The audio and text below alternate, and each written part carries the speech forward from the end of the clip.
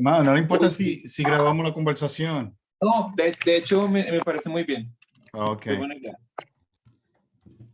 ¿Me escucha ahí? Sí, me escucho perfecto. Un poquito bajito, pero se ve bien. Yo invité a dos personas más. Invité no sé si los conoce, déjame ver.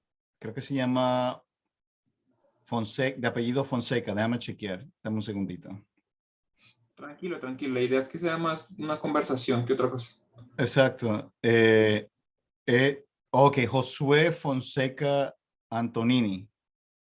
No sé si te suena. José Luis. Déjame ver. Bueno, tendría que chequear su perfil, pero no me quiero salir de sitio. Pero se llama Josué Fonseca Antonini. Me lo recomendaron un amigo que es apologista cristiano. Se llama Carlos y él me dijo, quizás quieras tener una conversación con él también. Él es teísta evolutivo. Y también invité a Adriana, aunque la invité un poco tarde, así que no sé si aparezca. Pero de todas formas, yo le envié un link a los dos por si quieren unirse a nuestra conversación, así que vamos a No, ver pues, si aparecen. no, está bien, está bien. Me alegra mucho.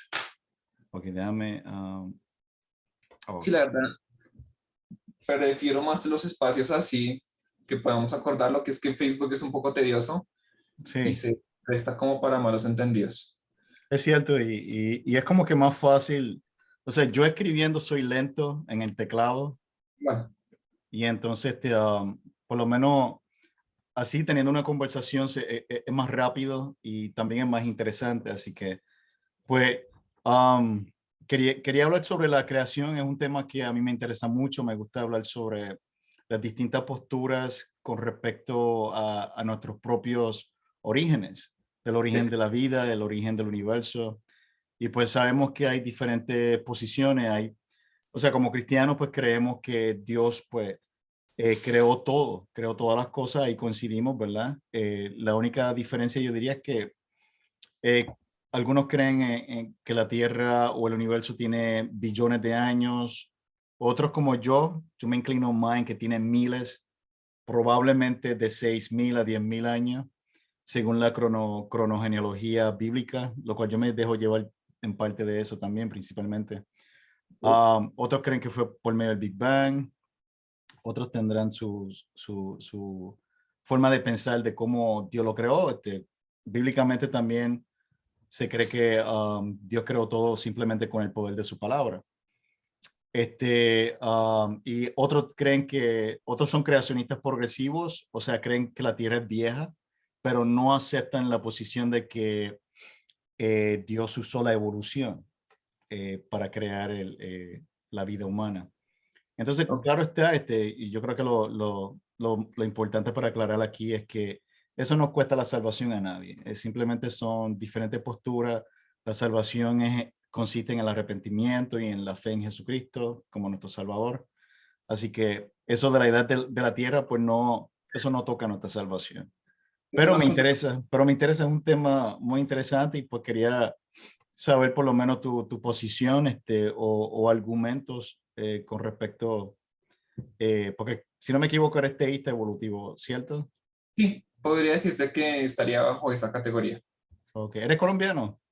Sí, señor. Ah, ok. Colombia. Mi esposa es de Colombia, yo soy boricua, soy puertorriqueña, Ah, ok, ok. pero sí, me encanta Colombia. No, no he Este, visitado Puerto Rico. Sería interesante. pues sí, pues entonces, eh, ¿cuál sería bueno, yo para empezar y decir algo corto, yo pues me inclino más en la posición de creacionista de tierra joven, aunque aunque esto de joven, pues como que no estoy muy de acuerdo porque creo que 6,000 de 6,000 a 10,000 años, yo no creo que eso sea una edad joven, yo creo que eso es mucho tiempo. Y segundo, lo que nosotros buscamos es ser bíblicos. Y yo por eso creo más que la idea o la posición o la doctrina que tenemos se basa principalmente en la Biblia, en las Escrituras, como por ejemplo en las palabras de Jesús, en la cronogenealogía bíblica, la cual históricamente, los primeros, los judíos antiguos, los padres de la iglesia y los padres de la Reforma Protestante, siempre llegaron a la conclusión de que la Tierra, porque esto no es nada nuevo, o sea, siempre se ha tenido una idea de cuántos años tiene el universo. Y antes se pensaba que era miles de años, pero no millones o billones de años. Y pues creo que hay buena evidencia científica para apoyar esta postura. Así que esas serían mis tres razones por las cuales yo me inclino por esa posición. Yo entiendo que no es una posición muy popular, Mm. porque aunque antes no había problema, en los tiempos de antes se aceptaba esto normalmente entre los cristianos, pero ya a partir del siglo XVIII, XIX, cuando empezó a surgir la idea de una tierra antigua, eh, y con esto de la evolución también de Darwin, que se llegó a popularizar, pues entonces pues la idea como que empezó a menguar, a disminuir. Y son pocos los que lo creen así, aunque yo no creo que es poco, creo que mucha gente lo creen todavía, Sí, pero la idea de la evolución ha sido bombardeado por todas partes, por la televisión, por la educación. Yo trabajo en la escuela pública y de hecho durante esta semana las maestras estaban hablando sobre la evolución y sobre el Big Bang, sí, pero como es una escuela secular donde yo trabajo, no se toma en cuenta para nada a Dios, o sea, simplemente se enseña estas teorías desde un punto de vista secular, o sea, donde no se toma a Dios para nada. Así que claro, eso, por ahora, pues yo lo voy a dejar ahí para que así tú te expreses y me diga lo que tú piensas sobre el asunto. listo. Pues no voy a hacer como, yo generalmente nunca he hecho como burla de la posición porque yo tuve esa posición por mucho tiempo también. Ujú. Quizá yo empecé a estudiar esto, el tema de la evolución, perdón, el tema de la creación de Tierra Joven, quizá desde el 2009 y lo defendí por mucho tiempo también, Ok. pero quizá hasta hace un año empecé a cambiar la posición. Entonces, lo que me hizo cambiar fue ni siquiera la ciencia en sí, sino como tal entender que lo más probable es que la Biblia no esté, o la intención de la Biblia para la primera audiencia no sea enseñar acerca del mundo material, sino más bien acerca de un mensaje teológico o de la relación que Dios quiere establecer con su pueblo. Es más que todo eso. Entonces, ahí el problema es que las traducciones generalmente las vemos como muy superficiales. Creemos que una traducción simplemente es una interpretación de conceptos, pero las traducciones implican toda una interpretación o una traducción de la cultura. Ujú. Entonces, cuando uno empieza a ver como algunos elementos en las historias de especialmente Génesis 1 al 11, uno empieza a ver que estaban muy situados o estaba muy para una audiencia del antiguo Próximo Oriente, que estaba como en ese el río cultural del Próximo Oriente, donde pertenecían los babilonios, los asirios, los egipcios, donde pertenecían, ¿quiénes más? Los hititas, bueno, los eteos, todas estas culturas que podrían caer en la categoría de antiguo cercano oriente o antiguo próximo oriente, todos ellos vivían en un río cultural donde tenían ciertos intereses de cómo entender el mundo. Sí. Y uno de esos intereses de cómo entender el mundo no era realmente de dónde viene el mundo. No tenían mucho interés en las cosas materiales de saber cuál es su origen, sino más bien su interés en las cosas materiales es saber para qué funcionan. El tema de estar interesados en un origen material, eso empieza a verse históricamente, se empieza a ver o a identificar en más bien en Tales de Mileto, que son quizá unos 600 años antes de Cristo.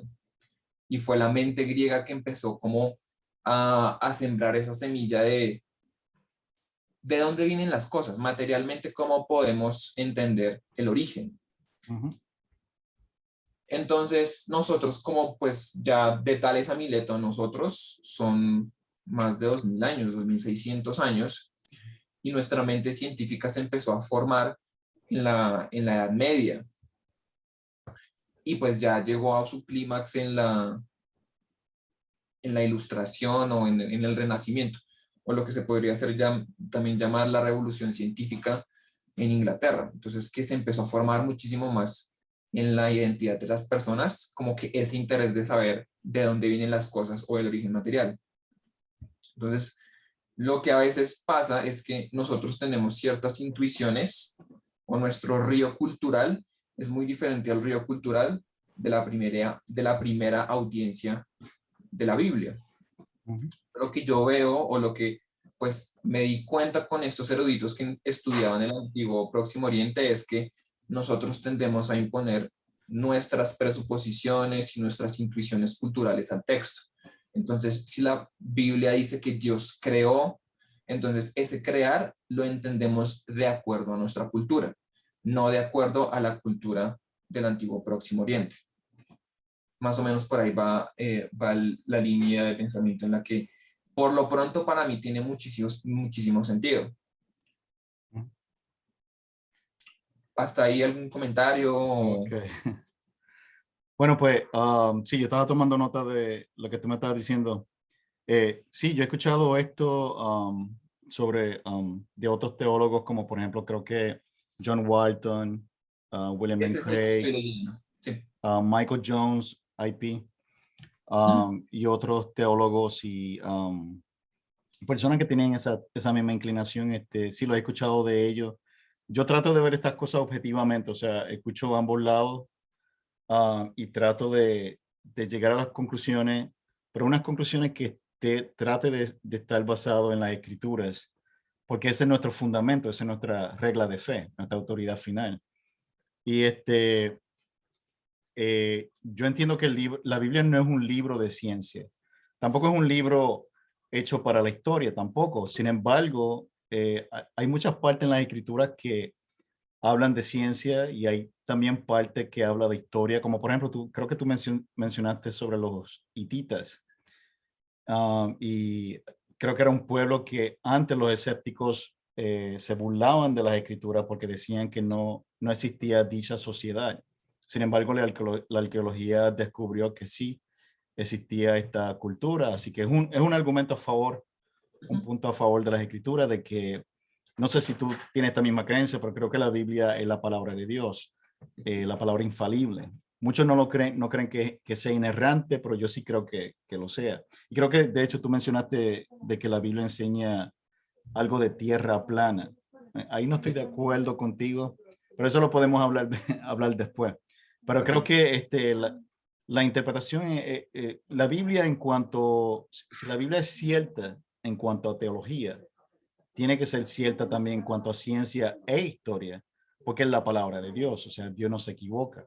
Ahora entiendo que sea una traducción, pero creo que Dios tiene el poder de preservar su palabra pura para todas las generaciones. De que hay traducciones allá afuera en el mundo de que se cometen errores de traducción y cosas así, sí lo hay, pero en cuanto a su mensaje para su mensaje principal como por ejemplo sobre el origen del universo y de la vida, lo cual es una pregunta que muchos de nosotros hacemos, ¿verdad? Filosóficamente también. Creo que Dios nos da la respuesta. Por ejemplo, cuando muchas personas dicen y llegan a esta misma conclusión que tú me estabas diciendo de que la Biblia, sobre todo Génesis capítulo 1 al 11 tiene como similitudes con la literatura pagana o con las culturas antiguas, como tú estabas mencionando sobre los sumerios, los egipcios, los babilónicos, y eso es cierto. O sea, yo creo que el problema está en que se enfatiza demasiado y a veces se exagera estas similitudes y como que olvidan las grandes diferencias que hay.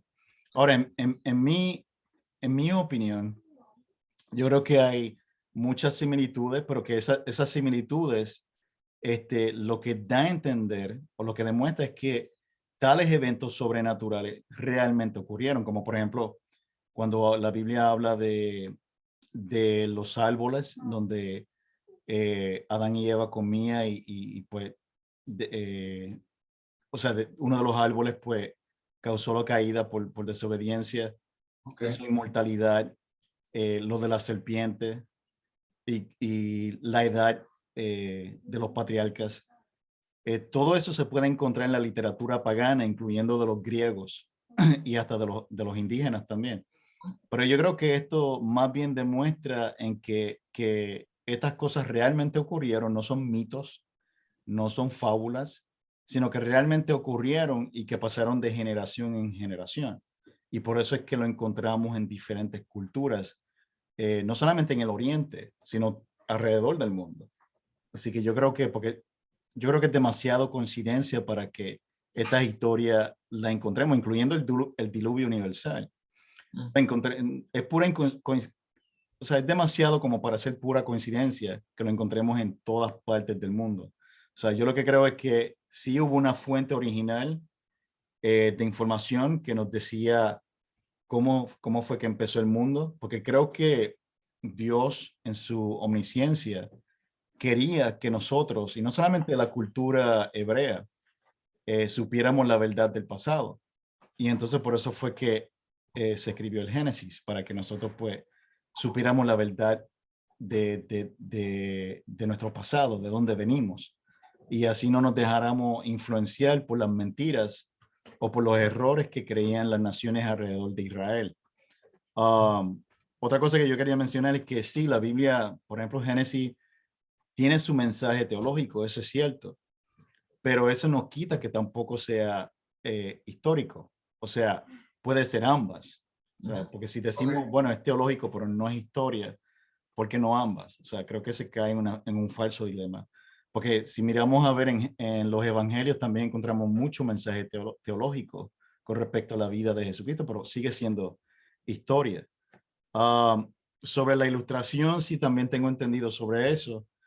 De hecho, creo que anterior a la ilustración, habían ya hombres que le daban como una interpretación, como por ejemplo, ya estaban diciendo que los primeros hombres en la tierra pues eran más bien mortales y, y ya desde antes se creía como un tipo de evolución. Este, y se interpretaba Génesis simbólicamente. Había un grupo, no me acuerdo el nombre ahora mismo, pero la iglesia, según tengo entendido, la iglesia no aceptó ese punto de vista. En la ilustración, como que esa idea como que murió y luego en la ilustración se empezó a volver a enseñar de que Génesis del 1 al 11 era mito, a través de teólogos alemanes de la alta crítica. Pero sin embargo, hay muchos problemas con ese punto de vista. Entre ellos, el Génesis, cuando tú lo lees, da a entender que es una narración histórica, una narración literal y no poética.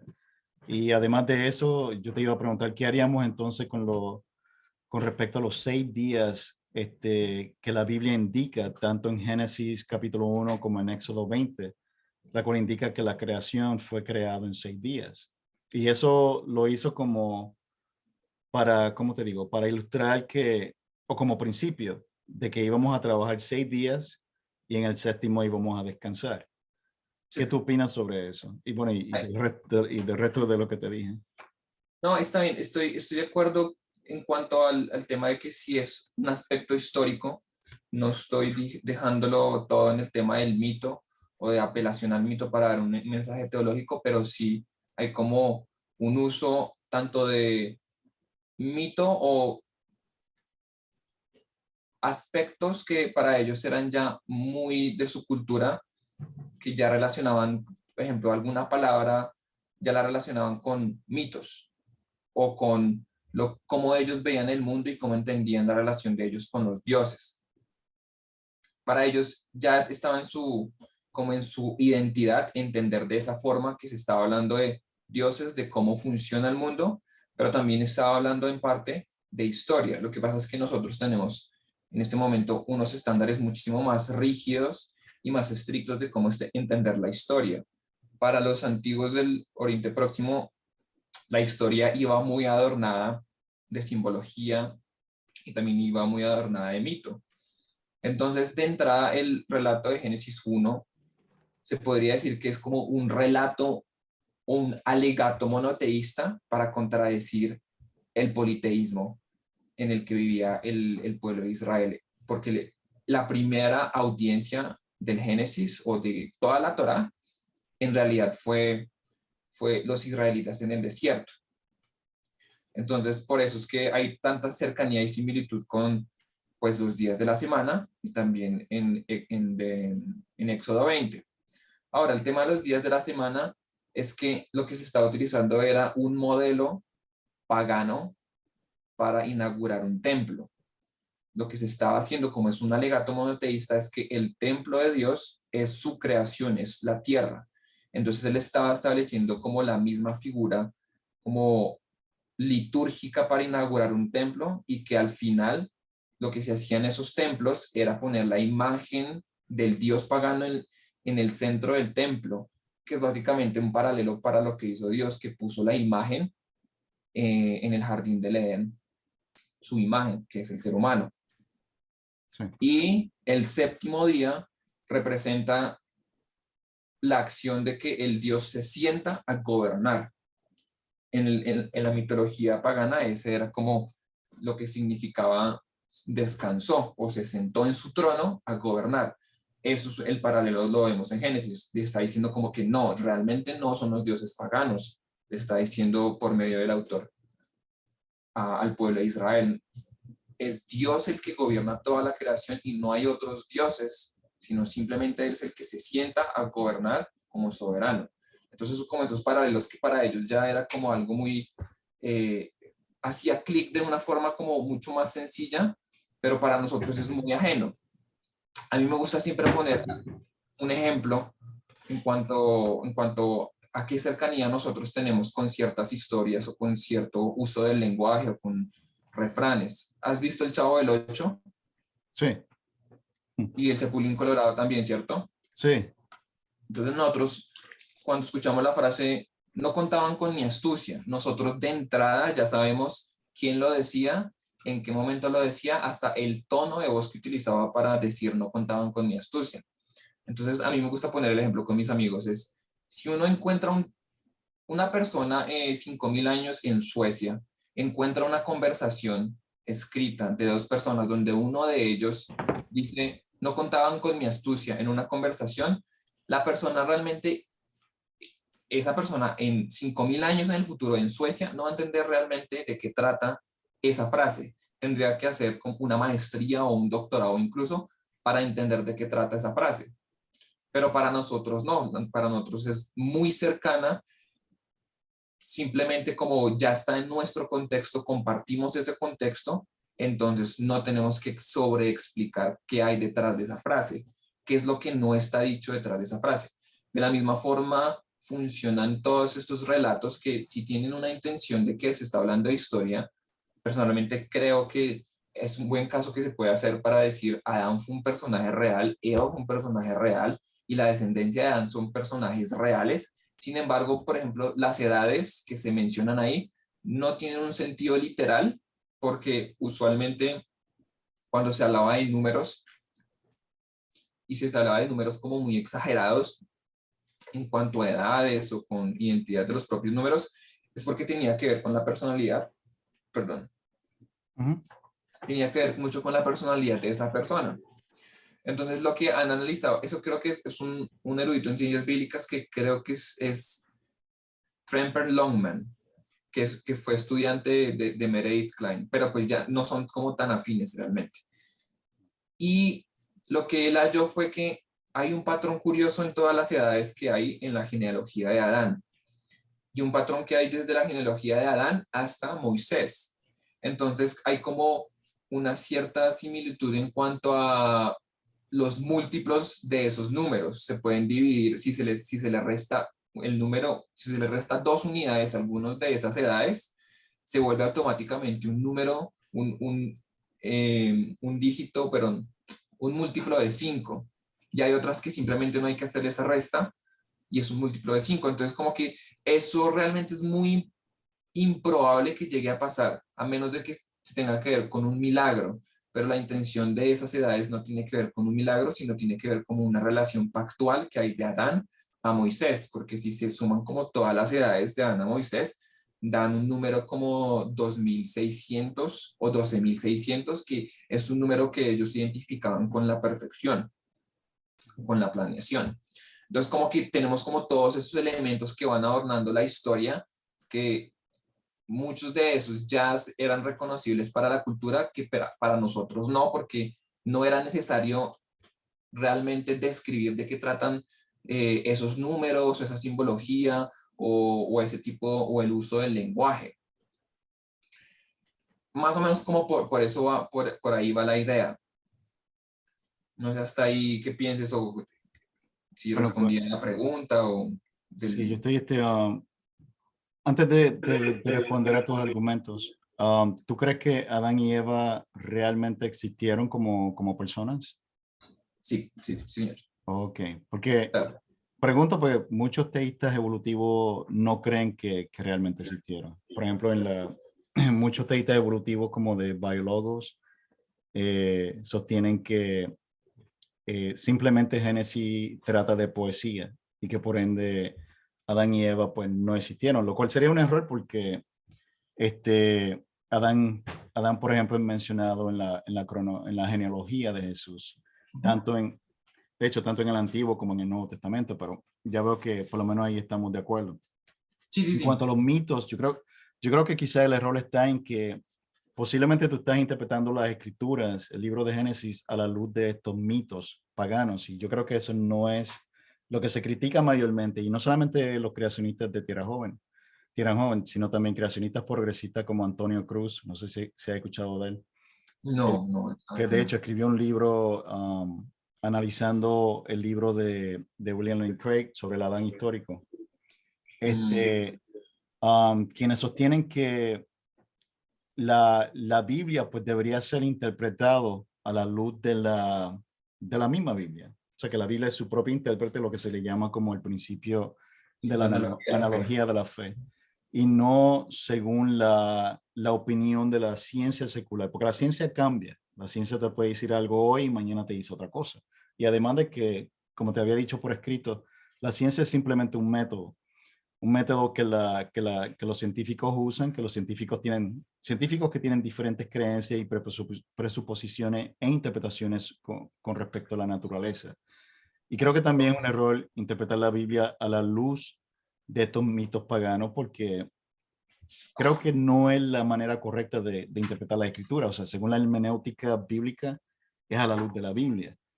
Este, y otra cosa que no estoy de acuerdo es que la Biblia enseña que los apóstoles creían que lo que ocurrió en Génesis con la serpiente, con la caída, con Adán y Eva, fuera literalmente historia, no solamente teología.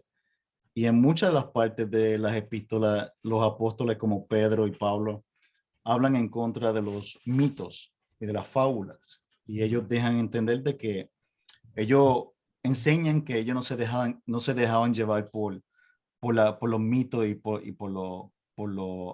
las fábulas, las cuales, por cierto, en el Antiguo Testamento, Dios tenía estrictamente prohibido a los judíos eh, a copiar o dejarse influenciar por, por, eh, por las costumbres paganas o por las ideas paganas, como por ejemplo sobre el origen del mundo y de la vida.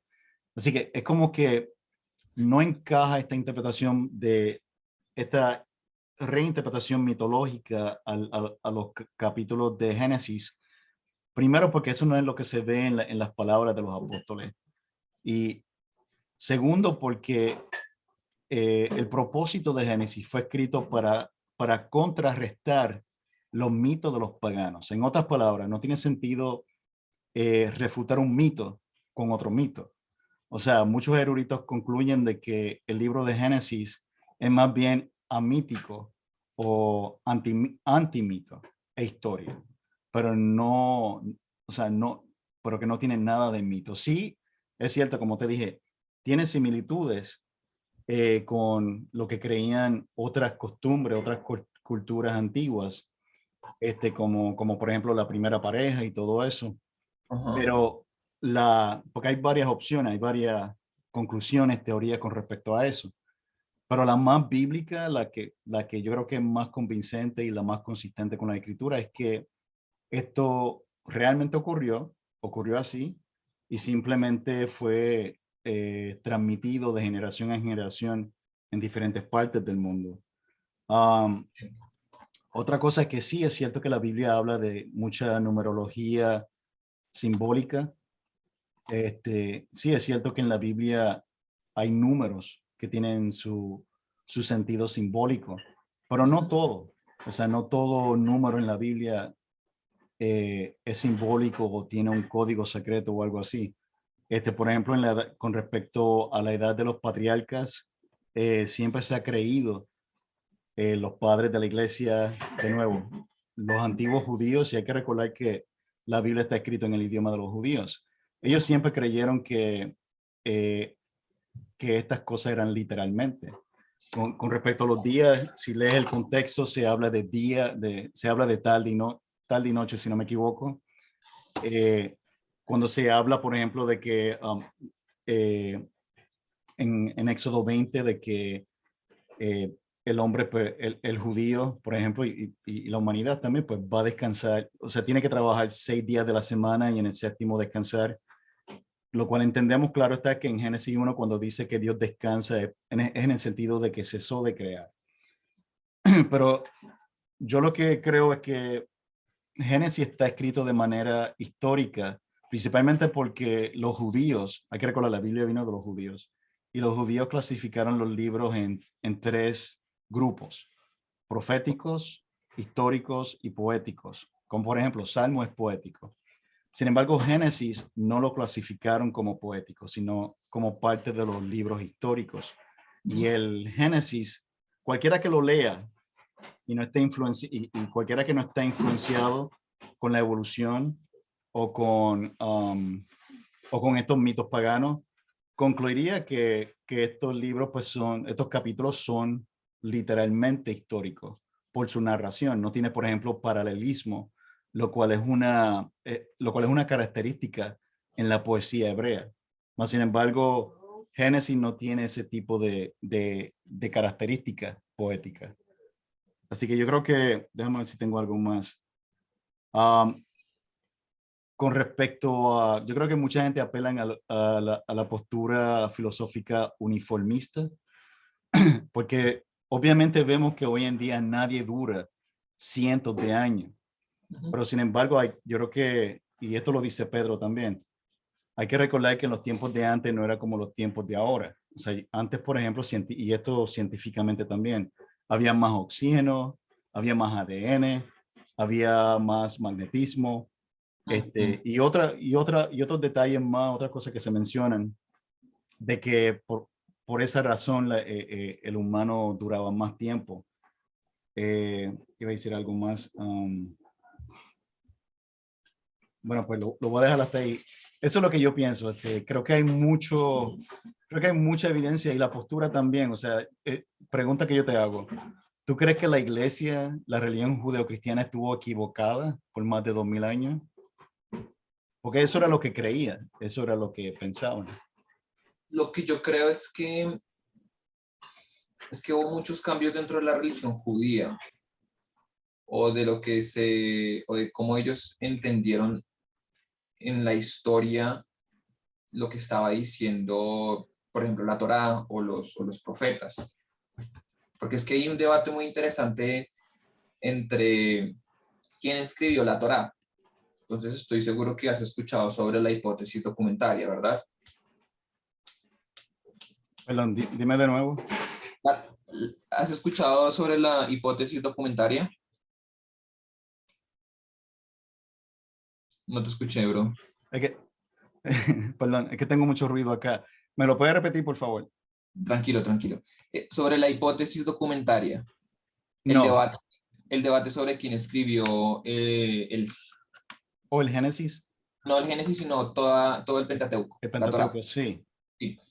Hay un debate muy grande en cuanto a eso. Y resulta que más o menos quizá a finales del siglo XIX llegó un sujeto de apellido Wellhausen que propuso de que el texto según como todas las reglas filológicas de lo que es el hebreo, se nota que tuvo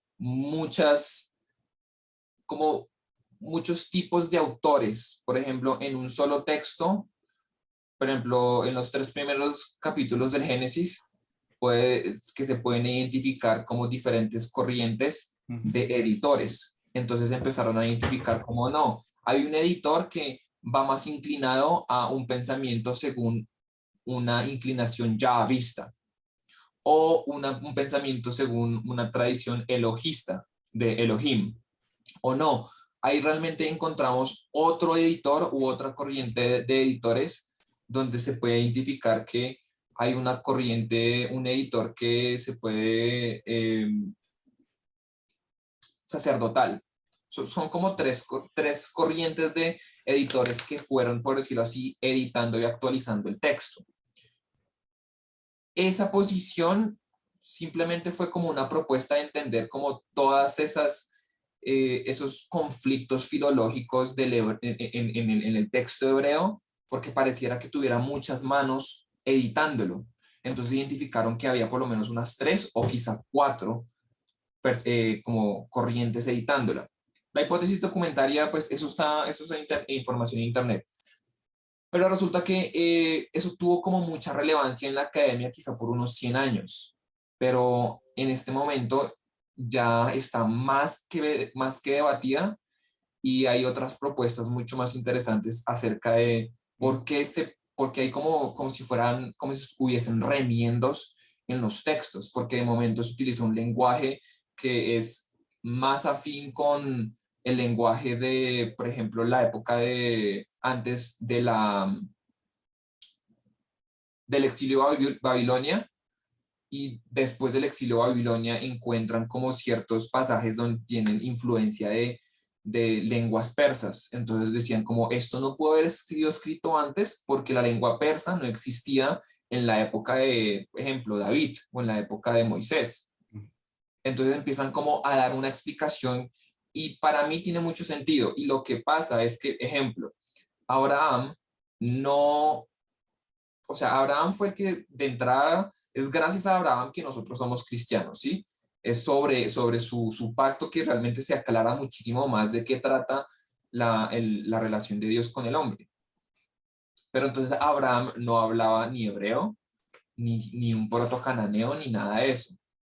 Obviamente ese tipo de información pues se pasó de forma oral, y después en algún punto pues se olvidó, pues fueron llevados al cautiverio en Egipto, llegó Moisés, liberó el pueblo, y resulta que Moisés tampoco hablaba el mismo hebreo que hablaban las personas en el tiempo de David, ni las personas que hablaban en el tiempo después del cautiverio en Babilonia.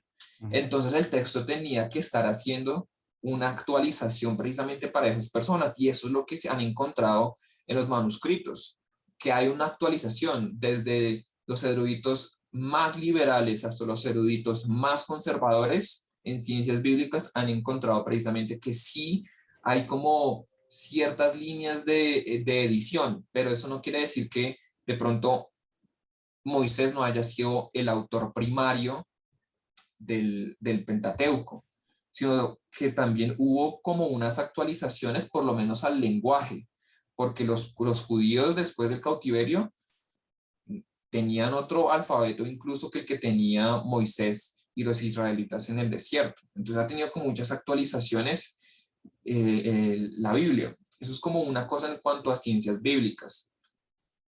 Entonces, la primera pregunta es como, ¿qué entendieron los israelitas en el desierto? Porque ellos fueron la primera audiencia. Es eso, como que entender primero qué fue lo que entendieron ellos utilizando como sus mismas presuposiciones culturales.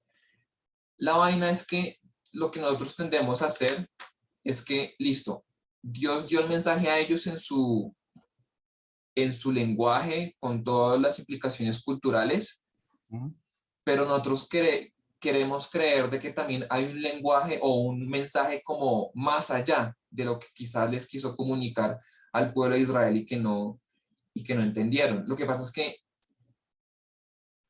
ejemplo, cuando un israelita leía el Génesis 1, ellos no iban a entender que el origen material de las cosas fue en ese orden y fue en ese tiempo. Ellos no iban a entender eso. Ellos lo que iban a entender es que Dios le dio una funcionalidad a cada elemento en la creación. Eso es lo que ellos iban a entender.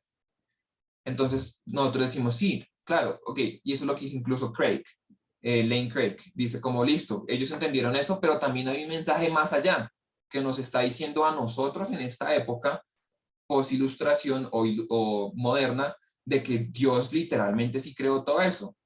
Entonces, como que atribuirle al texto como que hayan como dos sentidos, uno primario y un sentido más allá o un sentido meta, es realmente como que una especulación que no se puede soportar bajo reglas bíblicas o de las ciencias bíblicas. Eso es como lo primero, siempre hacernos la pregunta de qué entendieron los israelitas en el desierto o qué entendieron los israelitas después no sé, el cautiverio en Babilonia. Porque es que incluso vemos como en textos como en Génesis 6, que los israelitas después de Babilonia quizá entendieron diferente el Génesis 6, que es cuando habla de los gigantes.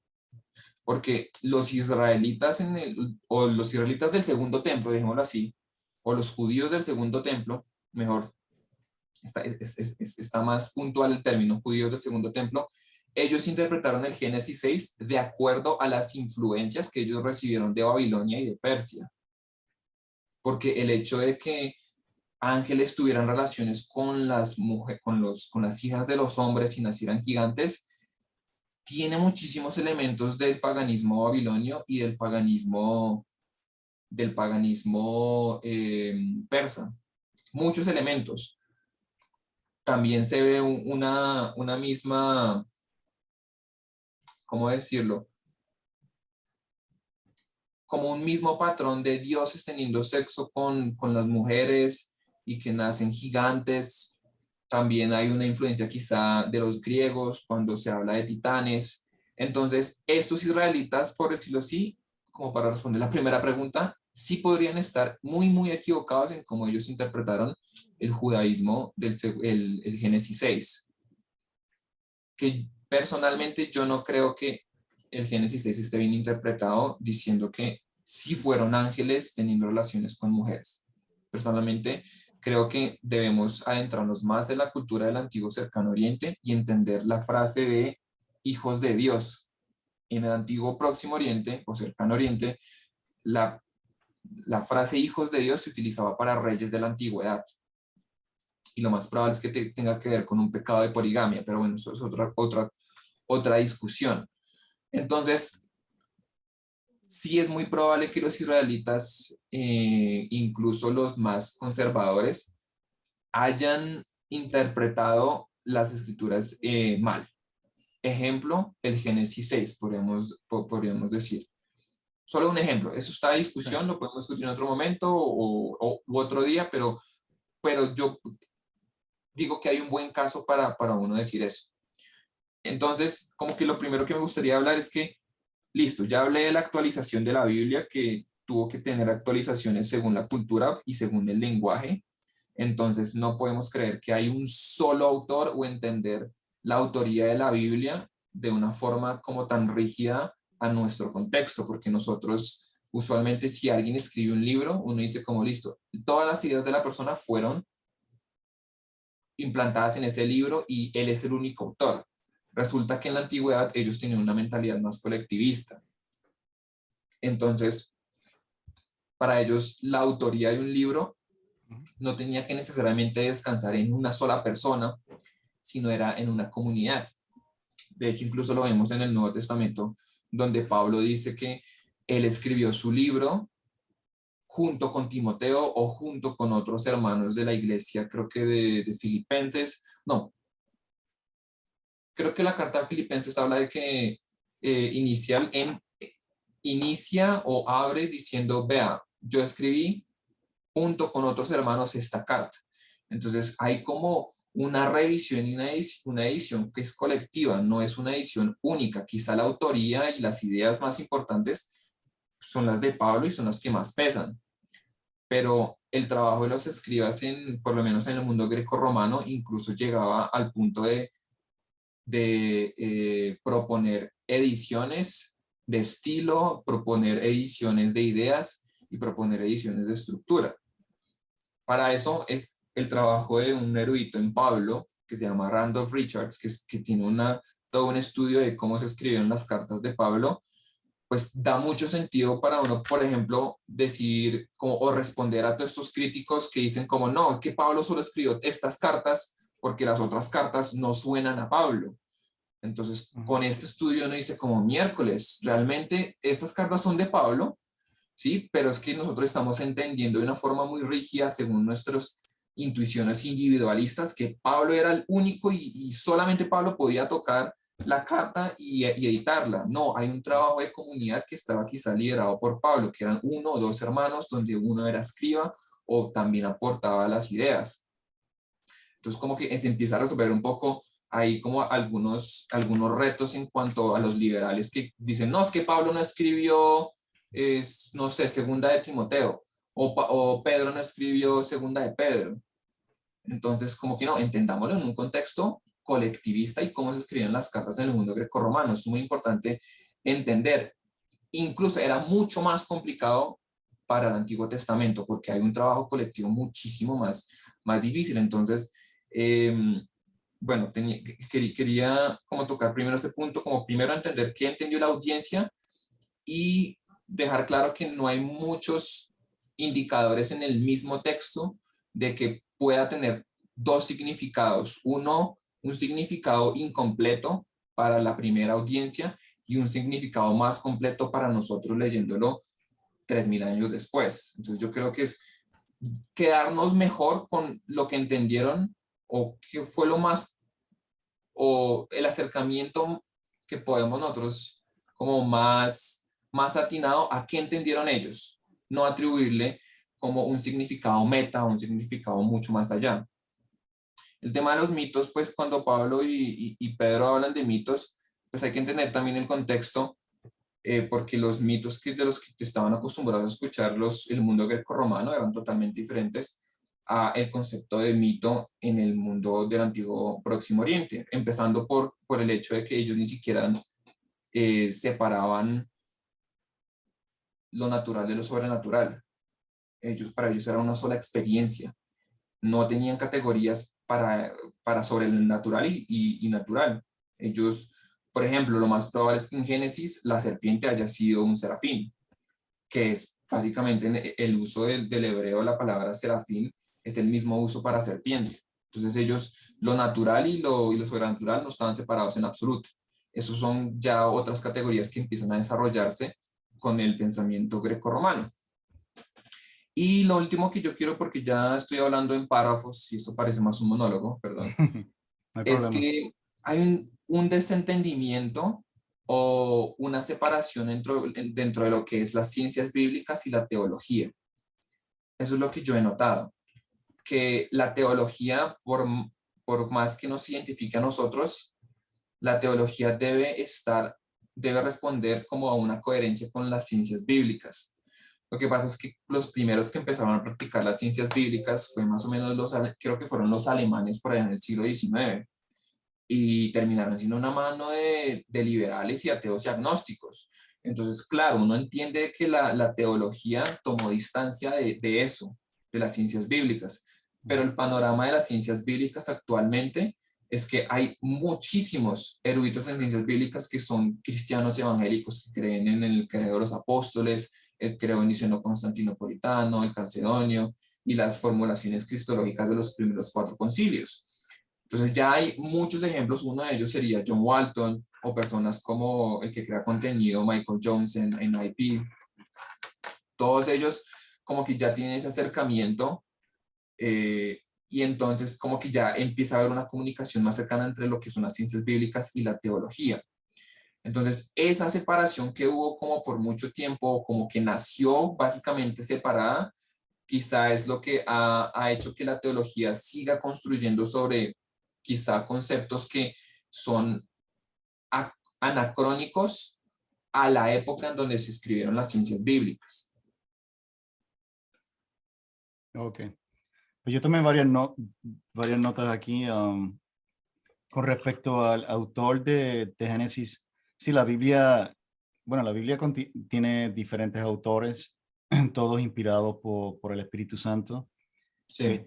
Según la tradición, Ujú. Moisés fue el Sí. autor del Pentateuco. Y hay pasajes en el Nuevo Testamento donde Jesús se refiere a él como Ujú. su autor.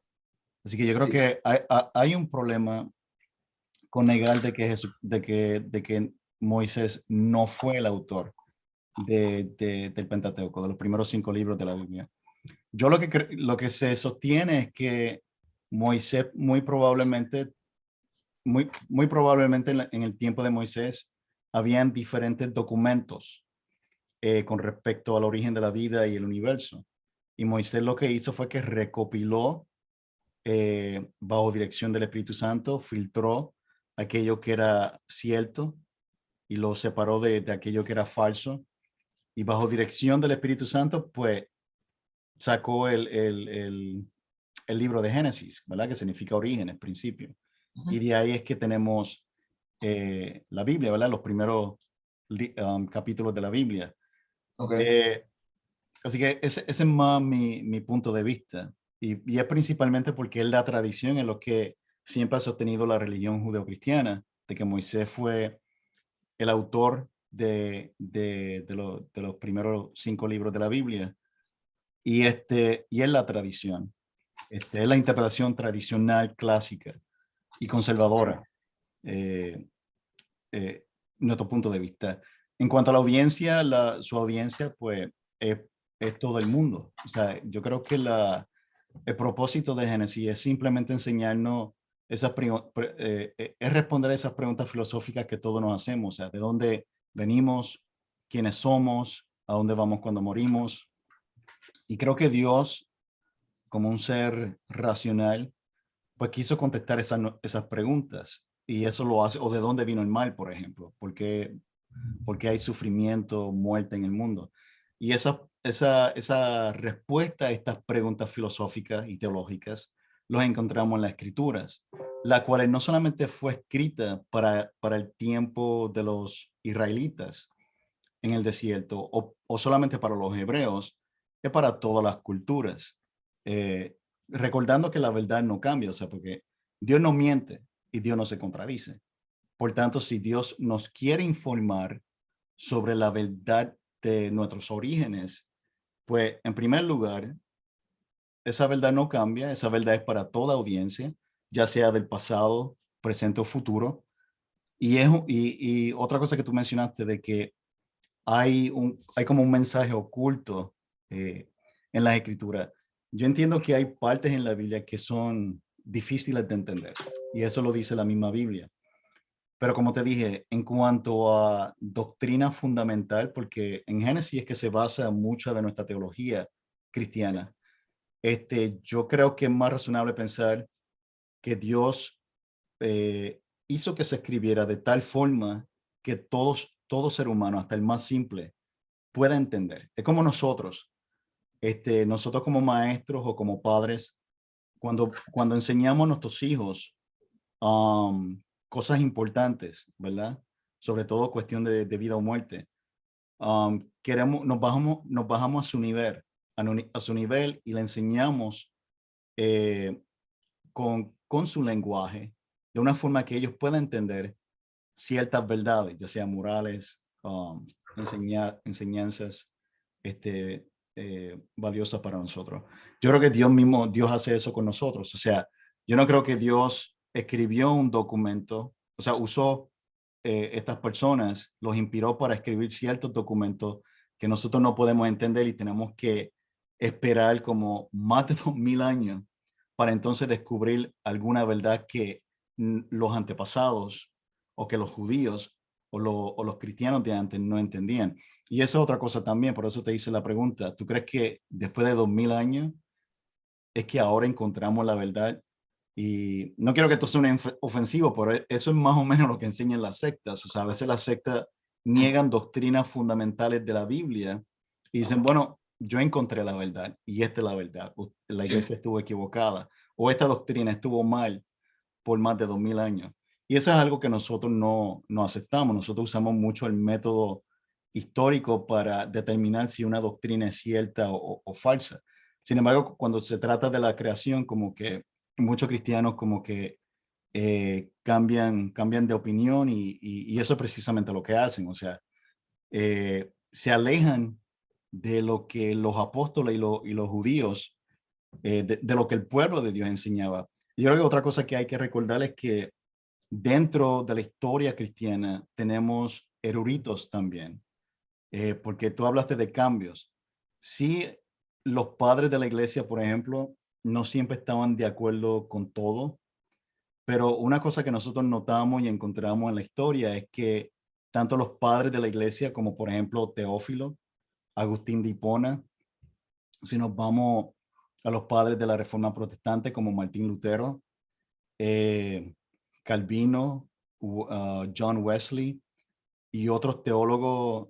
De hecho, del judaísmo tenemos al historiador Josefo, Flavio Josefo, y muchos otros, o sea, muchos otros expertos en la Biblia que no solamente eran grandes teólogos, sino que también conocían, eran conocedores del antiguo, del idioma hebreo. Y de hecho, hoy mismo también tenemos judíos que conocen el idioma y llegan a la conclusión de que lo que se habla en el Antiguo Testamento es historia, que no contiene nada de mitología. Y como te había dicho, en las epístolas los apóstoles eh, dicen que sus escritos no contienen nada de mitología, tampoco tienen nada de fábula. O sea, es contradictorio y creo que hay una falta de consistencia cuando se dice que Génesis, y de hecho hay algunos liberales que dicen que no solamente Génesis, pero otros libros también de la Biblia, como quizá Job y otros libros, contienen mitos o fueron influenciados por mitología. sí. Es inconsistente con lo que enseña la historia cristiana, porque como te dije, los judíos eh, no tenían la libertad de introducir creencias paganas a su cultura, porque eso no solamente se condenaba, se castigaba hasta con pena de muerte si Ok. querían traer algo de los paganos a su pueblo. Eso Dios lo castigaba. Tenían leyes muy estrictas. Este, otra cosa es, déjame ver, si tú mencionaste sobre Los Ángeles. Yo creo que John Walton, por ejemplo, yo creo que personas como John Walton cree que los hijos de Dios eran ángeles que se mezclaron entre Mm, las hijas de los no, hombres. Pero ya eso es un tema aparte. sí, es un Pero tema aparte. eso es un tema aparte. Y creo que la hasta creen en los gigantes. Lo único que yo, No, ese es Michael Heiser. John Michael, Walton ok, es sí, Michael cierto, Heiser. cierto. Aunque yo tengo alguna diferencia con respecto a eso, pero ya eso sería otro tema. Tú Sí, mencionaste sobre de que no separaban lo sobrenatural de lo natural. Yo creo que sí. Yo creo que los judíos eran suficientemente inteligentes como para saber la diferencia entre un milagro y un evento natural. Un ejemplo de eso lo vemos en el Nuevo Testamento, donde cuando María está embarazada, José no lo creía, o sea, no, José no lo creía. O sea, cuando fue bajo obra del Espíritu Santo, o sea, en otras palabras, fue un milagro el nacimiento virginal de Jesucristo. José tuvo sus dudas. O sea, en otras palabras, eso demuestra que los judíos sabían la diferencia entre lo natural y lo sobrenatural. No fue hasta que un ángel le reveló que lo que tenía mm, María, lo que llevaba yo creo que María era un es, milagro. deba- es debatible, aunque quizá esa intuición de reconocer lo natural de lo sobrenatural, quizás se fue desarrollando un poco a poco, y el pensamiento griego, la filosofía griega, las categorías aristotélicas, ayudaron a eso. Sin embargo, pues en la Palestina del siglo primero todavía estaban bastante mezclados. Es que no es como un blanco o un negro, sino como hay un espectro de qué entendimiento tenían ellos de que el mundo natural y el sobrenatural se podrían separar. Es más bien eso. Quizá en el mundo grecorromano, quizá era un poquito más la intuición que tenían en reconocer un milagro a un acto de adulterio. ¿Sí me hago entender? Porque lo primero que se pensaba de una vez era un Sí. acto de adulterio, quizá lo que pasó con el nacimiento o la concepción de Cristo. Pero realmente todo esto, ese tema de dividir estas dos cosas son innovaciones que se dan muy poco a poco y ya tienen su clímax en el mundo moderno. Pero bueno, Entonces, continúo con el segundo punto. sí, lo que pasa es que, sí, es que toda la Biblia, no solamente Génesis, habla de eventos o acciones que son naturales, que no tienen nada que ver con lo sobrenatural, y hay acciones que tienen que ver con lo sobrenatural, con milagros, como por ejemplo cuando la Biblia, tú mencionaste sobre la serpiente, este, la Biblia sí dice que fue o sea, esto no es que los judíos creían o no creían si los animales podían hablar.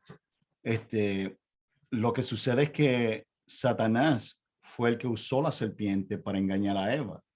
Así que eso es una acción sobrenatural. De hecho, si vamos a los evangelios, vemos que hubo hasta demonios que poseyeron animales durante la posesión, o sea, de una Sí. persona allí en uno de los milagros que hizo Jesucristo. O sea, lo que ocurrió con lo de la serpiente, eso fue un evento sobrenatural. Y la Biblia indica en Apocalipsis que el que tuvo detrás de eso fue Satanás. Así que es simplemente un evento sobrenatural, pero eso no significa que sea un mito o que realmente no ocurrió Sí, sí, sí, en un yo momento tampoco de la creo eso. historia, sino que simplemente significa que fue un milagro que ocurrió. O sea, la creación en sí es un milagro, es un evento sobrenatural. Ok, Y sí, yo estoy de acuerdo. antes de la caída, pues observamos que Dios estuvo con el hombre. El hombre estaba en una condición santa, perfecta, en el sentido de que no había pecado, no era inmortal, en el sentido de que, o sea, la Biblia dice, la Biblia enseña que fue después de la caída que todo empezó a cambiar, que el hombre entonces vio muerte y ahí fue cuando Dios le dijo que debido a causa de su pecado iba a volver al polvo. Ujú. ¿Qué tú piensas sobre eso? Bueno, quiero tocar solamente dos puntos. Okay. Es que creo que estamos partiendo de diferentes presupuestos y sobre eso construimos pues nuestras ideas. Igual, pues si nos referimos a autores y teólogos y eruditos académicos, pero al final estamos partiendo como de dos presupuestos y estamos llegando a conclusiones diferentes. Entonces quiero como aterrizar un poquito más la conversación y quiero tocar solamente dos puntos. Pero primero quiero que lo charlemos. El tema es que mencionas que Dios hizo fácil la comunicación para que nosotros en el siglo XXI la entendiéramos, ¿verdad? Sí, para todos los siglos. Exacto. El Y tema me es refiero que, solamente, perdón, me refiero solamente a aquello que, por ejemplo, las doctrinas fundamentales de la Biblia, porque como dije, sí hay partes en la Biblia, como por ejemplo Apocalipsis, que tiene pasajes que son difíciles de entender, como dijo, creo que lo dijo Pedro o Pablo. ujú, Este, pero en cuanto a doctrinas importantes, como por ejemplo la salvación, está escrito en un idioma para que el simple lo pueda entender y pueda alcanzar salvación, lo cual tiene sentido, porque Dios quiere que todos seamos salvos. claro, es verdad. Sin embargo, como que no estás tan de acuerdo cuando digo necesitamos de los eruditos. No lo he dicho, pero es como más bien la idea que está detrás de mi pensamiento. Necesitamos de los eruditos en ciencias bíblicas que interpreten para nosotros el antiguo cercano oriente para nosotros tener como una mayor claridad. No estás de acuerdo tanto con eso, ¿cierto? No, yo creo que la ciencia puede ayudar a Ciencias entender, bíblicas. a entender. Bueno, en ciencias. Déjame aclarar, déjame aclarar algo, porque yo, por ejemplo, mencioné eruditos. Por ejemplo, Flavio Josefo era un experto en la historia judía. Ujú. Y claro está, el Antiguo Testamento está escrito en su propio idioma, así que lo entendía. Mencioné a Agustín de Hipona, mencioné a Teófilo. Podría mencionar más personas que eran eruditos. Martín Lutero, por ejemplo, también conocía las escrituras. Él tradujo la Biblia al Ujú. idioma del pueblo, al idioma del pueblo alemán. Este, John Wesley y otros. Podría mencionar una lista larga. O sea, como te dije, 2000 años de Sí, cristianismo, o sea, de personas que, y de hecho de científicos también, porque también se pueden mencionar científicos como Newton, por ejemplo, que también creían que la Tierra no tenía millones o billones de años y ellos se dejaban llevar principalmente por la cronogenealogía de las escrituras. Así que el problema yo creo que está en a cuáles eruditos te refieres, porque no todos los eruditos piensan igual. Lo vale, mismo con los científicos, por eso te mencioné al principio que la ciencia es un método que usan científicos que tienen diferentes creencias, presuposiciones e interpretaciones. Así que habría que ver la evidencia, cuál es la que tiene más sentido. vale, Y para vale. eso primeramente tenemos que partir como cristianos, porque si vamos a Hechos 17:11, si no me equivoco, Pablo estaba hablando a una iglesia. Vea. Allí la iglesia dijo, allí Pablo le dijo que esta iglesia creo que era Tesalónica, eran Sí, la iglesia nobles de Berea, sí. de Berea, eran más nobles porque examinaban lo que él decía a la luz de las escrituras, no a la luz de los mitos o de lo que Vale, dice la opinión ciencia secular, lo cual tampoco tiene sentido porque si apelamos a la ciencia secular, si eso es a lo que te refieres, tendrías que negar los milagros del Nuevo Testamento porque la ciencia secular tampoco acepta, así como no acepta los milagros del Antiguo Testamento, tampoco acepta los milagros o sea, los milagros sí, que tienen que ver con la creación. Tampoco acepta el nacimiento virginal, ni la resurrección de Jesucristo, ni ninguno de los milagros del Nuevo Testamento. Por eso vale. muchos, déjame decir esto último, por eso es que muchos teólogos liberales de la alta crítica, a partir del siglo XIX, tampoco creían en el Jesús histórico. O sea, ellos negaban el Adán histórico y también, también negaban el Jesús histórico, negando los milagros que él hacía, porque partían de esa presuposición de la ciencia secular, de la cual fueron influenciados. Listo. Entonces, a los eruditos que yo me refiero son los eruditos específicamente en ciencias bíblicas. Entonces, de aquí en adelante, si en esta conversación o si decidimos como encontrarnos más para tener esos encuentros, de aquí en adelante yo voy a utilizar la palabra eruditos únicamente para referirme a eruditos en ciencias bíblicas, a menos de que haya una aclaración. ¿Listo? Solo como para simplificar después el uso del término, para no tener que Ok, decir eruditos en ciencias bíblicas. okay, solo una pregunta, porque es que hay muchos eruditos que son expertos en las ciencias también. Si te refieres a la ciencia, hay Ciencias científicos bíblicas. que también son creacionistas progresivos, son creacionistas de Ok. tierra joven, de tierra vieja.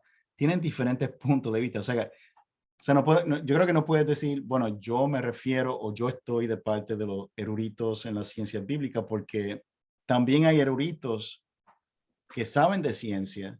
Uno de ellos es el grupo de respuesta en Génesis, la cual tiene muchos científicos trabajando para este ministerio que también son expertos en esas áreas, pero no Bueno, están de acuerdo. O sea, si quieres, si quieres podemos hablar sobre la evolución y por no, no, qué tú no. crees A que lo que eso. voy, a lo que voy es que es solamente para el uso del término, porque he mencionado varias veces la palabra eruditos, ¿verdad?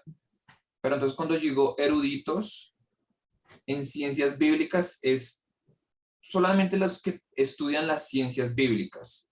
Entonces, ciencias bíblicas comprende el estudio únicamente del texto, que también se sirve de lo que la arqueología ha encontrado, de lo que los arqueólogos proveen como conclusiones y como disertaciones doctorales. Entonces, como toman eso, la literatura de la época de donde el texto fue, eh, donde fue elaborado o en la época en la que el texto fue escrito, entonces eso hace el erudito en ciencias bíblicas.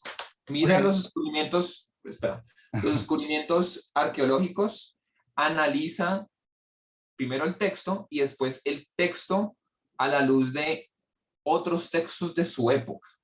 Entonces, en el Nuevo Testamento se puede analizar la literatura de Plutarco, la literatura de incluso de Séneca, la literatura de, puede servir la Mishnah y la Gamarra, que pues yo sé que fueron 2 siglos después, pero pues esa tradición pertenece a, a una tradición oral lo que sería el judaísmo palestino. A otros documentos también del Nuevo Testamento, de nuevo, podemos hablar como de documentos legales, documentos también lo que habló Flavio Josefo, lo que habló Tácito. Entonces, analizar el lenguaje, el uso de los términos en ese contexto únicamente. Eso es lo que hace el erudito en ciencias bíblicas. El erudito en ciencias bíblicas no se sirve de la teología, como que se olvida de la teología y dice, voy a analizar este texto, qué implicaba todo lo que dice a la luz de todos estos otros textos y literatura que había en la época. Entonces, sirve mucho también la literatura de Qumran. Eso sí, da muchísima luz. ¿Y qué pasa? Qumran no se descubrió sino hasta el siglo XX. Y también en el siglo XX es que se empezaron a traducir muchos de los textos del antiguo Próximo Oriente. Entonces empezaron a botar muchísima más luz de lo que significaban los textos bíblicos. Entonces, eso es lo que yo me refiero a ciencias bíblicas. No tiene nada que ver con el método científico, sino es más bien una disciplina aparte a lo que sería la ciencia empírica, sino es solamente eso, el estudio de los textos en su contexto. A eso es cuando yo me refiero con eruditos o eruditos en ciencias bíblicas. Hasta ahí estoy claro, ¿cierto? Sí me hice entender. Sí, lo que pasa, porque lo que pasa, Daniel, es que, porque esta conversación la tuve con una muchacha también, aunque fue por escrito, y ella me decía lo mismo que tú. O sea, todo lo que tú dices, ella me lo decía, de que ella pues se basaba, se fundamentaba en lo que dicen estos eruditos. O sea, como dije, la pregunta es, ¿a qué eruditos te refieres? ¿A los que piensan como tú? Porque no todos, como te dije, no todos los eruditos piensan, Totalmente. No tanto piensan los que, iguales. sino O son, sea, son varios porque puntos de entonces estarías vista. cayendo en una falacia de petición de principio. O sea, esto es así porque estos eruditos que piensan como yo, así lo dicen. Y yo creo que eso está incorrecto. Por ejemplo, Totalmente. esta muchacha negaba la existencia de Adán y Eva. Y ella me decía, Adán y Eva nunca existió. Y el fundamento de ella era porque se apelaba a una erudición. Ok. Ahora, sí, el problema es que eso sería, según nosotros, una falsa erudición, porque si nos vamos a las escrituras, y también no podemos ir fuera de las escrituras, no podemos ir fuera de los documentos, y eso es lo que yo estaba mencionando también. Si nos vamos a la metodología histórica, vamos a encontrar, no solamente bíblica, por eso fue que yo mencioné, eh, mi postura se inclina más a esta posición, no solamente porque la escritura lo dice, eso sería lo principal, pero también porque encontramos historia. Eso era lo que creían los antiguos judíos, como Flavio Josefo, eso era lo que creían los padres de la iglesia, como Agustín de Hipona o Teófilo, eso era lo que creían los padres de la Reforma Protestante, como Lutero, Calvino, Wesley y muchos otros teólogos. O sea, ahí te estoy dando documentos fuera de la Biblia. Ok. Yo creo que el problema está en que, y yo creo que este es el problema, entre la diferencia principal entre nosotros, es que tú estás interpretando las escrituras a la luz de documentos fuera de las escrituras, como por ejemplo literatura pagana. Y yo no estoy en contra de eso. De hecho, yo trabajo en la escuela y los maestros hablan todo el tiempo sobre los mitos paganos. Ujú. Y yo lo encuentro interesante. A mí me gusta. Este, pero cuando yo veo o encuentro similitudes, como te dije, la forma que yo lo veo es que dichas similitudes se debe a que estos eventos realmente ocurrieron y fueron pasados de generación en generación.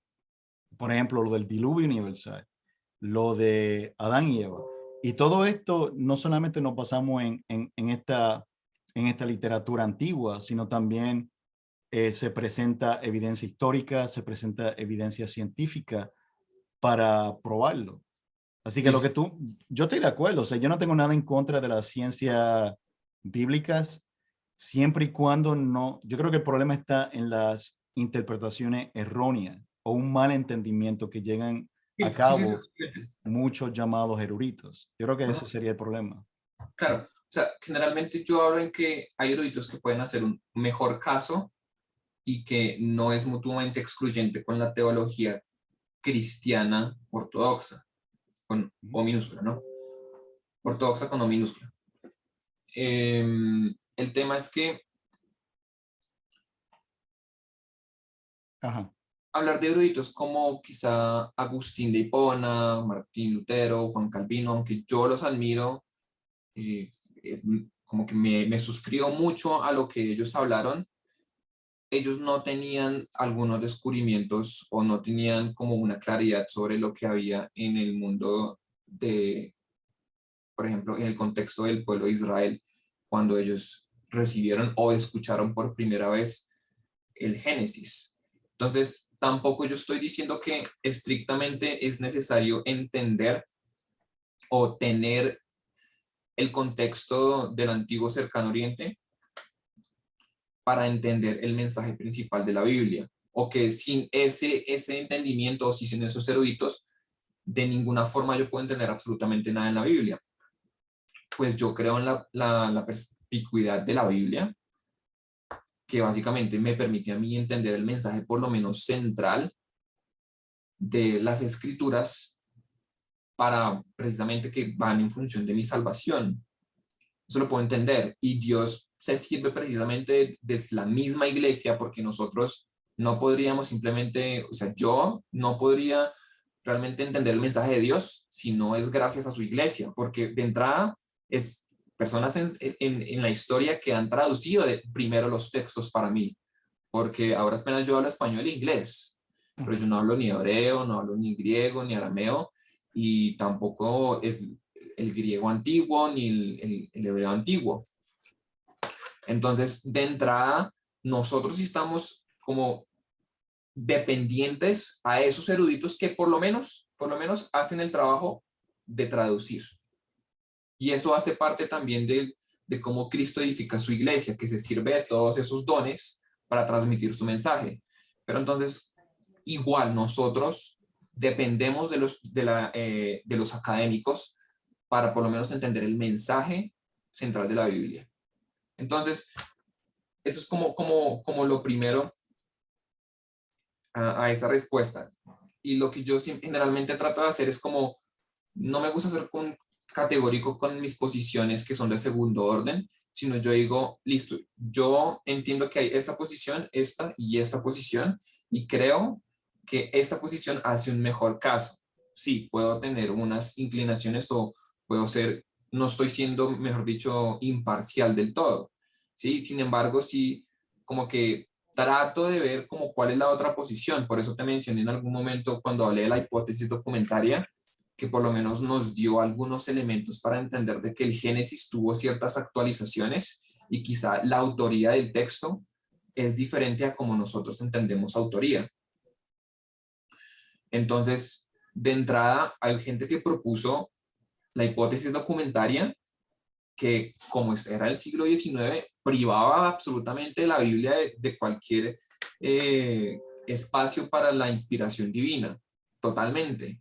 Y eso se dio cuenta Wellhausen y Wellhausen se arrepintió, pero pues ya era demasiado tarde, ya había entrado en la academia y eso por muchos años duró la hipótesis documentaria y mucho liberal quedó siendo liberal precisamente por eso, pero ya entraron como más cristianos evangélicos conservadores a analizar, venga, ¿por qué el Génesis tiene estas complicaciones o por qué la Torá en sí tiene esas complicaciones en cuanto a su autoría? Porque parece que hubo ediciones y propusieron otro tipo de teorías donde no priva el texto de la posibilidad de la infabilidad o de la inspiración divina. Entonces, si de pronto me hice entender mal en cuanto a que estoy apelando a un tipo de erudito solamente porque piensan como yo, pues bueno, lo siento, o sea, no es lo que yo quiero dar a entender. Sin embargo, pues sí tengo mis inclinaciones, obviamente como cualquiera de nosotros tiene sus inclinaciones. No, Entonces, ahora, yo entiendo eso. Lo que pasa es que cuando se dice, bueno, si decimos, bueno, este grupo de personas que piensan como yo, ellos son los eruditos, pues entonces se estaría apelando a una falacia de autoridad. Yo lo que digo es que hay eruditos, o sea, los eruditos piensan de manera diferente. Entonces, sí, otro todos, hay problema una que yo variedad. noto, sí, un problema que yo noto en muchos creacionistas progresistas o, ¿verdad? O teístas evolutivos es que ellos dicen, bueno, pues tú no sabes hebreo, o sea, eso es lo que, o esto es lo que significa en el hebreo, y Hmm, esta persona se equivoca. Y yo creo que el problema, uno de los problemas ahí es que muchas veces los cristianos que dicen esto ni siquiera saben hebreo. Ellos hmm. no conocen el idioma hebreo. Y muchas veces, por ejemplo, tenemos a Hal Ross. Yo no sé si tú has escuchado de él, que es un creacionista Urias, progresista. Hal Ross, sí. Es sí, un Urias, científico cristiano. astrónomos. Que él critica a Usher, por ejemplo, o por haber sido creacionista de Tierra Joven. Sin embargo, Usher sí conocía el idioma hebreo.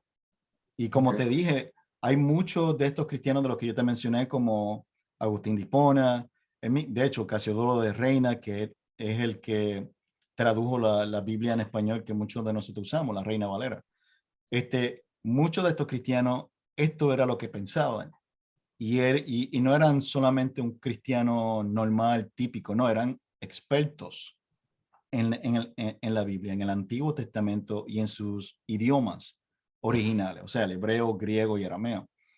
Y Es que entonces me parece eh, irónico que muchas veces estas personas critican cristianos, teólogos, mm, eh, o sea, dicen que estos teólogos no saben hebreo cuando ellos, no ellos son los que no saben hebreo y estos cristianos sí conocían el idioma hebreo. Y como te dije, yo apelo también a los antiguos judíos, a su literatura, porque la Biblia está, el Antiguo Testamento, como el Génesis, está escrito en el idioma de los judíos y por ende asumimos que ellos lo entendían. Y yo creo que hay que tener cuidado con esto también, porque es que, como te dije, hablas como si hubiese un código secreto en la Biblia que ahora fue que se descubrió y que los cristianos del pasado no supieron. O sea, y es un argumento parecido a lo que usan los islámicos.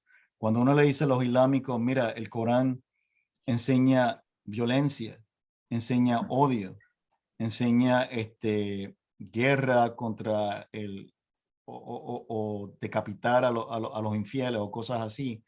Muchos de ellos reaccionan diciendo, bueno, pues tú no puedes juzgar o hablar del Corán porque tú no sabes árabe, tú no conoces el idioma original del Corán, así que sí, tú no puedes juzgar el Corán. O sea, muchas de estas personas utilizan ese mismo argumento, lo cual no tiene sentido porque muchos de ellos no saben hebreo. Segundo, porque creo que Dios escribió la Biblia en un idioma para que así todos podamos entender. Obviamente, como te dije, hay partes difíciles en la Biblia, pero para eso tenemos las reglas de la hermenéutica. Y la principal regla de la hermenéutica es que la Biblia es su propio intérprete. Y creo que hay muchos de estos cristianos que tú estás mencionando, o quizás sea tu caso, creo que no te estás aplicando esas reglas para entender las escrituras. Y otra cosa es que esto que tú mencionas ni siquiera empezó con William Lane Craig o con Walton o con Heiser, o sea, con Michael Heiser. Esto empezó con teólogos liberales de la alta crítica, sí, sí. o sea, no con conservadores. Y creo que hay muchos problemas. Y por cierto, Michael Jones, yo sé que mencioné a Michael Jones, pero él tampoco es un experto en idiomas originales. Él hace mucha crítica a los creacionistas de Tierra Joven principalmente, pero no es un experto en las lenguas bíblicas. Así que yo creo Solo, que esas son cosas que deberías considerar. vale, vale. No, eso se considera, no, claro, claro, son cosas que definitivamente uno tiene que seguir haciendo como esa autocrítica, esa crítica interna para mirar miércoles. ¿Estoy por el lado que no es o por el lado correcto? Eso todos los días es como la reflexión interna, ¿sí? Sin embargo, solo quiero, quizá, pues no sé, yo tengo mucho tiempo acá. Yo tengo poco tiempo. Si quieres, Dale, si quieres dar tus últimos puntos Listo. con respecto, sí, a lo que tú crees. Mis últimos puntos es Ok. que nosotros estamos acostumbrados a leer el texto de la forma más intuitiva según nuestras presuposiciones culturales, ¿verdad? Entonces, de momento nosotros inconscientemente no nos damos cuenta de que hay cosas en el texto que estamos omitiendo. Un ejemplo, el concepto de bien y mal no existía en la antigüedad. El concepto de bien y mal es una innovación cristiana que pues empezó como un germen pequeño en la época, primero pues con la introducción de la ley moral, pero incluso en la ley, pero en la ley mosaica, pero incluso en la ley mosaica se apelaba mucho a otra forma de entender la moral. Ahora, Cristo y el apóstol Pablo empezaron a introducir un poco más el tema de bien y mal, o lo que sería la moral interna, porque en esa época lo que existía como hegemonía era una moral pública, donde la gente simplemente tenía en su cabeza, mis acciones me van a traer honor o me van a traer vergüenza. Ese concepto de bien y mal interno no le paraban, o la moral interna, no le daban muchísima atención. E incluso hay eruditos, sí, entiendo que es un erudito que es más bien liberal, que es Stendhal Christen, que decía, la primera persona introspectiva en la historia de por lo menos Occidente fue Agustín. Entonces, Agustín fue él dice, antes de Agustín la gente no tenía concepto de bien y mal. Ni siquiera Cristo habló de concepto de bien y mal, ni Pablo habló de concepto de bien y mal. Yo estoy en desacuerdo con eso. Puede ser que sea un erudito en ciencias bíblicas, es liberal y todo, pero nosotros podemos ver que hay indicadores donde nos muestra que Cristo también habló tanto de ese concepto intrínseco o interno de bien y mal, como también él apeló a la misma moral pública de la época.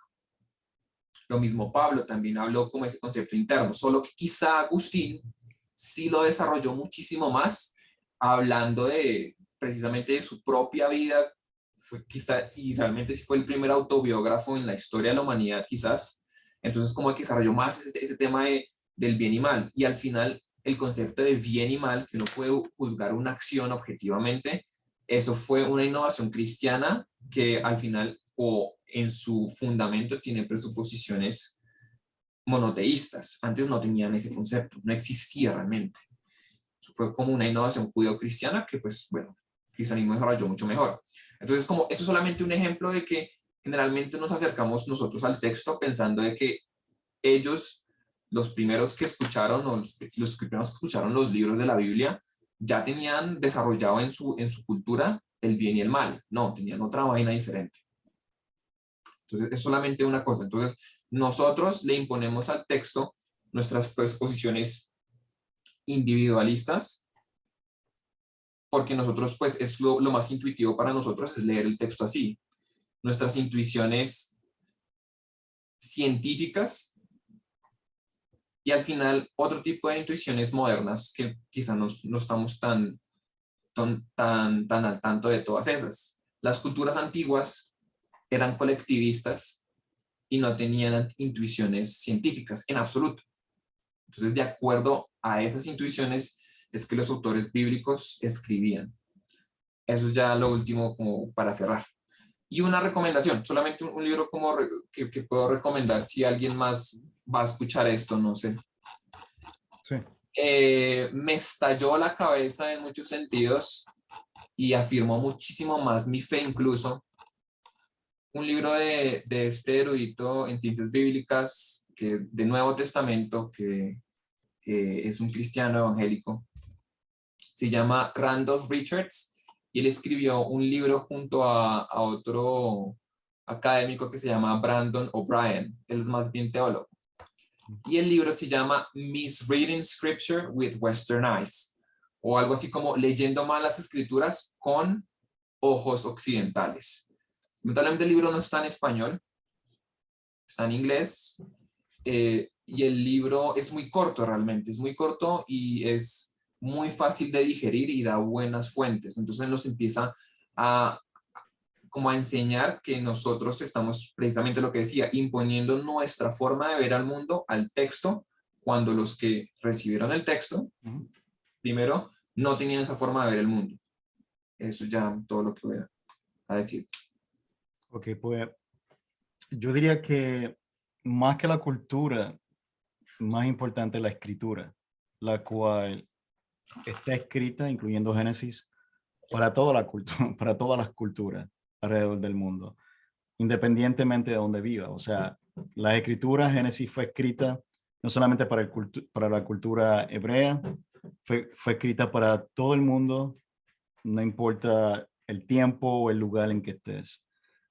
Sobre el concepto del bien y el mal, yo creo que es algo natural. O sea, en Romano habla de que tenemos como una ley escrita en nuestros corazones, o sea, de qué es lo que está objetivamente mal y bien.